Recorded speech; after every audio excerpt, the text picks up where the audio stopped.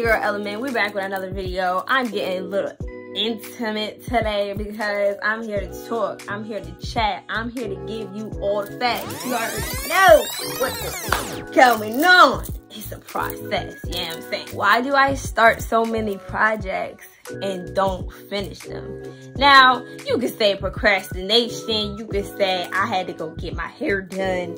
I had to do this, that, and the third.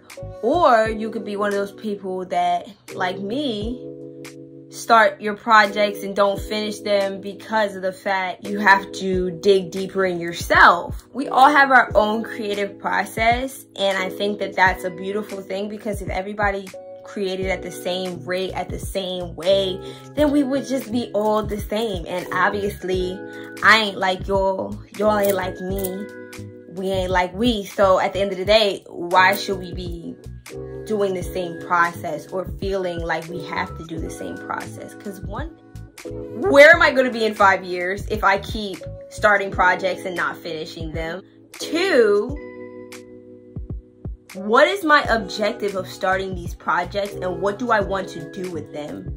And three, basically getting out of my head and into the project. And meaning by getting out of my head and into the project is just start. Because one thing that I'm doing by making my YouTube about me is fully being comfortable with me and being able to say I am comfortable with the way I do stuff. And who gonna check me?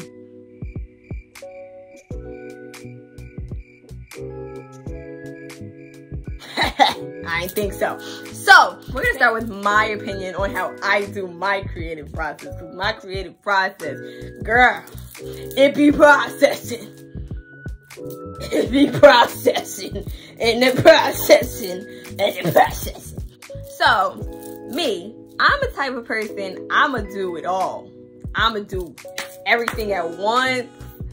And that means I'm gonna start a project here, I'm gonna start a project here, I'm gonna start a project here. They're all doing completely different things. But every time I touch those projects, they're giving me something. Money, could be giving me a release, could be giving me a sense of passion, could be giving me just the objective of finishing it. Now I am on like 20 something paintings at this point. And that's because 2020, when I started my consistent painting journey, I was in a state of doing a lot of commissions. And doing a lot of commissions for an artist, it's fulfillment in the fact that you have people who want your art, you have people who want it now, and you gotta get it to them.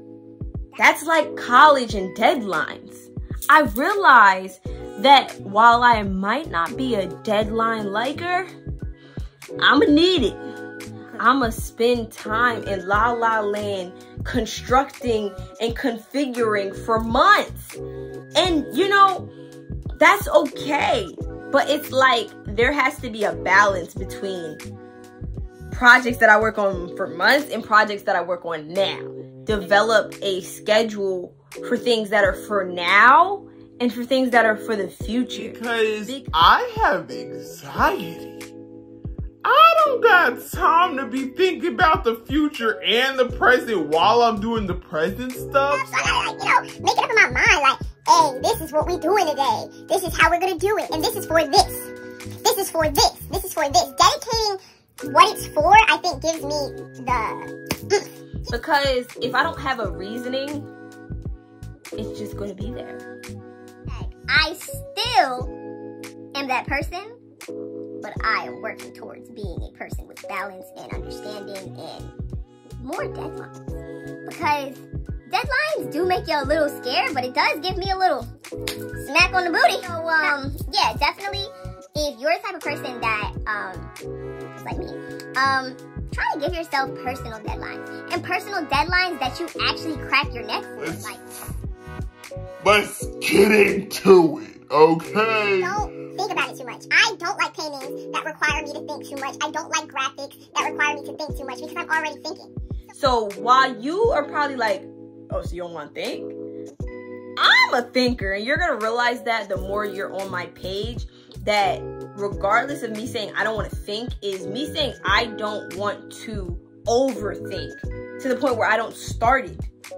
I want to think in the pattern of we're getting into the feelings, we're getting into the mode, because that fulfillment, this is the third, that fulfillment will bring you more once you complete it than while you're doing it.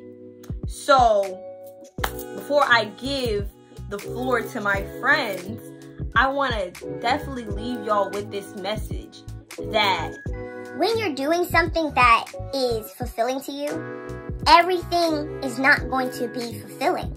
So you have to move yourself through those unfulfilling parts to get the fulfillment. So whether it is, all right, I'm going to stuff this bear today, okay? If I just stuff its head and I'll be like, oh my God, the head's so cute, my God. And then the next day, I'm like, oh my God, how am I going to do the body? How am I going to do the legs? How am I going to do the freaking arms? How? Because if you're just doing projects and not finishing them, they're subconsciously in your head. I know that for a fact because I have 20 paintings in my head right now. Why would I want to have 20 when I could just have one? If I could just cut it out. So here we are. We're about to give the floor to my friends. Born artist official. I mean, it's not always a bad thing. At least you're finishing them now. I used to do the same thing, especially like on canvas paintings, because there's no time frame or time limit. Like with murals, like I have to be done in a certain amount of time. So work through all of the moments that I want to stop and pause and take a break. But when I was painting on canvas, like I had a lot of stuff unfinished as well, outside of like paintings that I was doing for shows. And even with them, like it was damn near down to the deadline. I'll wait till the day before the show to finish. So I definitely understand. I think that's just a creative thing. I do not disagree, because I've met a lot of people who do that. It's not something that's uncanny, unrelatable. It's something that we have to all work through at our own pace and at our own time. But just like he said about canvas paint, this could boil down to you doing a paper. I've done many papers the night before. This day I will do this. This day I will do this. This day I will do this. Just like he said about mural paintings. That's big, huge, and he still has a deadline to finish that. If you don't, really, who's gonna check you? If it's not a mural, like my friend, he is a great muralist. He puts out murals quick as I don't know what, but that's because he's been doing it for a long time and he wants to do this stuff. So you have to ask yourself, when you're deciding to procrastinate on stuff that you want for yourself, why are you doing that to yourself? Because you're only causing yourself anxiety. You're only causing yourself to stress. You're only causing yourself to not finish anything. And if you're not finished anything, what do you have? Nothing. I used to get paintings done in one day. Grown from getting them done in one day to wanting to add detail to the point where I don't finish them for years. So we gotta go back into the middle and find a balance. But what he said that I agreed with, but also, you know, you have to find your way through it. You giving yourself a deadline and somebody else giving you a deadline is the difference between, do you count on yourself or are you relying on being counted on?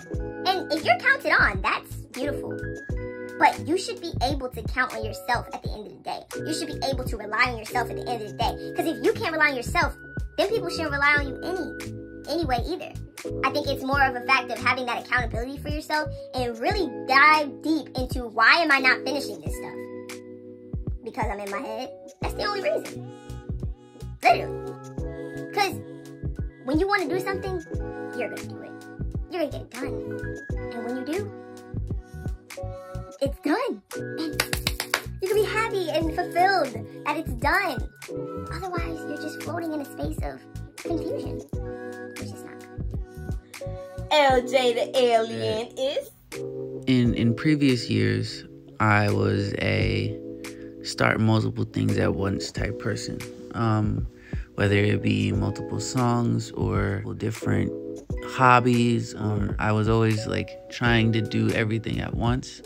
But I feel like as I've gotten older, especially recently, I've begun to finish one thing at a time before moving on.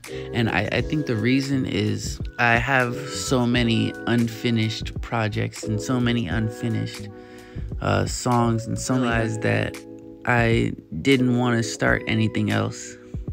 Instead of, just giving up, I've decided that it's better for me to finish things that I don't like, just for the experience of it, rather than, just giving up and moving on to something else. I was always a start something new, start multiple things at once type person, but as I've gotten older, I feel like finishing one thing and moving on has become my standard.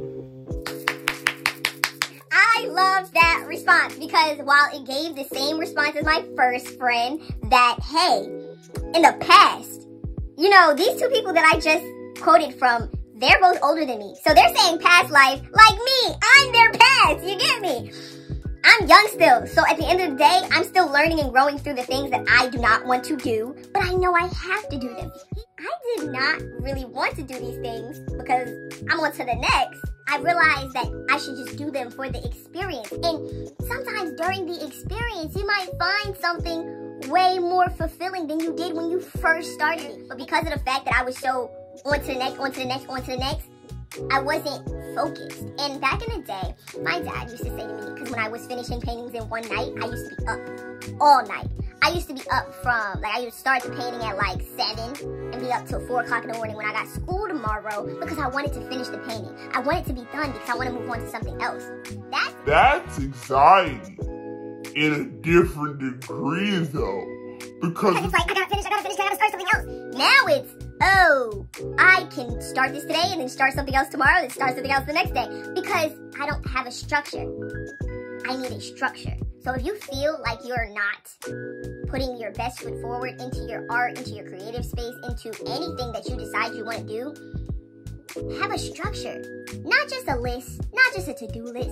Have a structure in the way you want this to go. Now, I can't make your structure for you because I'm still structuring and reconstructing. But once I have that together, I can give you what I did. But one thing is starting something and finishing it. That's the main goal. And you know what my mom always says? Don't put off tomorrow what you can do today. And that's the highest, the highest you could really go. Don't put off tomorrow what you can do today. just do it and get it done. You're gonna have 70 paintings in your house that just have a dot on it. And that sounds okay if you want a dot on 70 paintings and you specialize in dots. I don't want to be a painter with 5 million paintings that I haven't finished, because when someone asks me to do a painting, I'd be like, oh, well, I gotta finish these 5 before I start this one. I got too much stuff in my head, and your stuff is gonna stress me out. And having less stress means doing more and thinking less. Ha ha! You saw what I did there. Settle yourself, You're gonna settle yourself short, man. You're gonna settle yourself short. You're gonna settle yourself short. I can't say it, guys. You're gonna settle yourself short if you decide to let yourself down. And that's Element out.